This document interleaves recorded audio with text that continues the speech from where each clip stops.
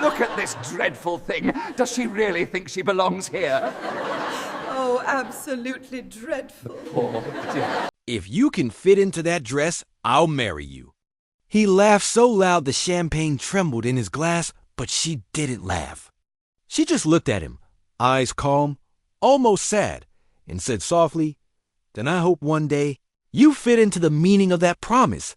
Months later, he was the one standing speechless, watching her walk away in the very dress he mocked her for. The ballroom sparkled that night, chandeliers like floating stars, violins humming through the air, and laughter spilling across marble floors. Dubai's elite had gathered for a charity gala hosted by Omar Al-Rahim, the youngest millionaire in the city's real estate world. He was handsome, confident, and dangerously charming. Every guest wanted his attention. Every woman wanted his glance, except one, Layla, a quiet catering assistant, moved between the tables with a tray of golden desserts. Her uniform was plain, her hair tied back neatly.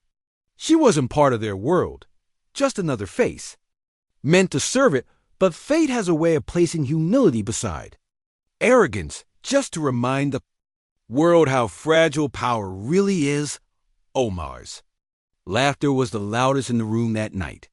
Surrounded by friends, he raised a glass toward the centerpiece, a mannequin draped in a legendary wedding gown. The MC announced, "This is the eternal promise, designed by El Safina Couture, a masterpiece no woman has ever fitted perfectly into. It was made for charity, but it's more legend than dress." Omar smirked. "No woman?" "I doubt that," his friend joked.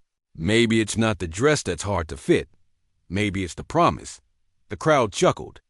That's when Omar's gaze landed on Layla, walking by silently with her tray without thinking, or maybe thinking too cruelly. He called out, "Hey, you there." The hall went quiet. Layla froze. He smirked. "If you can fit into that dress, I'll marry you." Gasps and laughter filled the air. Phones came out. Guests whispered. Layla's face flushed crimson, but she said nothing. She placed the tray down, bowed slightly, and walked away, dignity intact, but her silence hit harder than any insult could. That night, she went home, wiped off her tears, and whispered to herself one day, "I'll show him that worth isn't stitched by silk or measured by size." Layla lived in a small apartment near the old district. Her mother had been a tailor who could turn scraps into elegance. Before she died, she told Layla, "Don't let the world measure you by what you wear, but by what you create." Those words became her armor. After that humiliating night, Layla pulled out her mother's old sewing machine. She worked by candlelight, stitching through heartbreak. Fabric became her language. Every thread, a vow to never let anyone's laughter define her again. Months passed. She began designing for small boutiques, dresses with soul, stitched from memory, not money.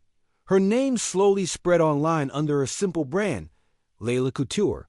What no one knew was that Omar's company, Al-Rahim Holdings, was about to cross paths with her again. In the most ironic way possible, Omar's company had hit a wall. A failed fashion investment had embarrassed him publicly, and now he needed a designer to rebuild his image. Fast. His assistant suggested a rising name. "She's mysterious, sir. Doesn't reveal her face. Calls herself Layla. Her dresses are selling out worldwide." Omar smiled.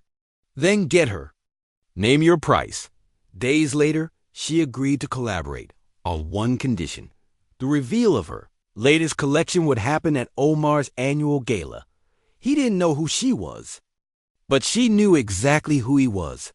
The gala returned, same marble floors, same chandeliers, same arrogance, but this time, the whispers were about Layla Couture, the designer everyone was dying to see. As the show began, the host announced, "Tonight, we present a gown titled The Promise Kept." A model stepped forward wearing a silver gown that shimmered like moonlight itself. The crowd gasped. It was the eternal promise, the same dress from the charity gala, but transformed, perfected, alive. Every flaw was gone. Every stitch spoke dignity. Omar leaned forward, stunned. "That's impossible," he whispered. "That's the dress." Then the lights dimmed down from behind the curtain. She appeared. Layla stepped onto the stage, calm, radiant. Powerful. Her simple elegance drew more eyes than any diamond could. The cameras flashed.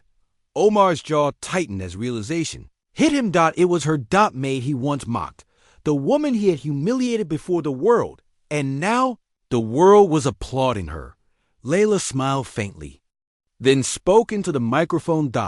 "This dress was once a joke, a promise no one meant to keep. But I kept it." The audience fell silent. She continued, voice clear and steady.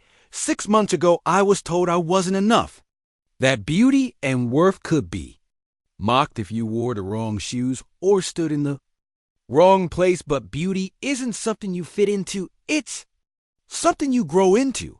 Her words rippled through the hall like thunder disguised as poetry.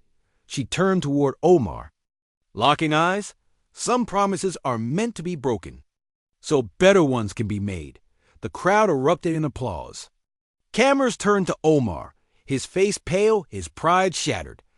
After the show, Omar found her in the corridor. "Layla," he said, voice low.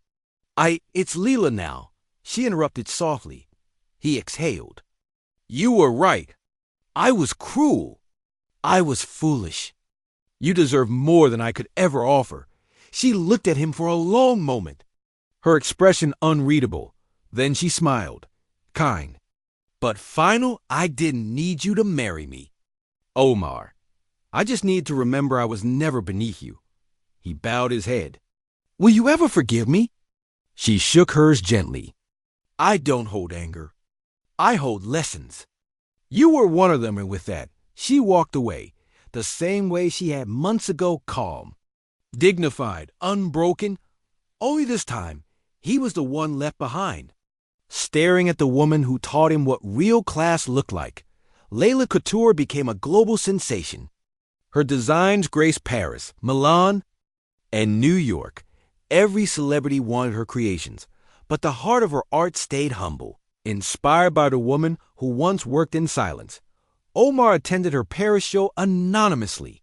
He watched from the back as the audience rose in a standing ovation, and when the lights hit her, he smiled, not with regret, but respect, because sometimes the most powerful lesson a man can learn is from the woman he once underestimated. In a world that worships appearances, Layla's story reminds us, true beauty doesn't ask for permission, and true worth doesn't beg to be seen. Sometimes life waits for you to be humiliated, only so you can rise higher than the ones who laugh, because revenge isn't anger. It's grace.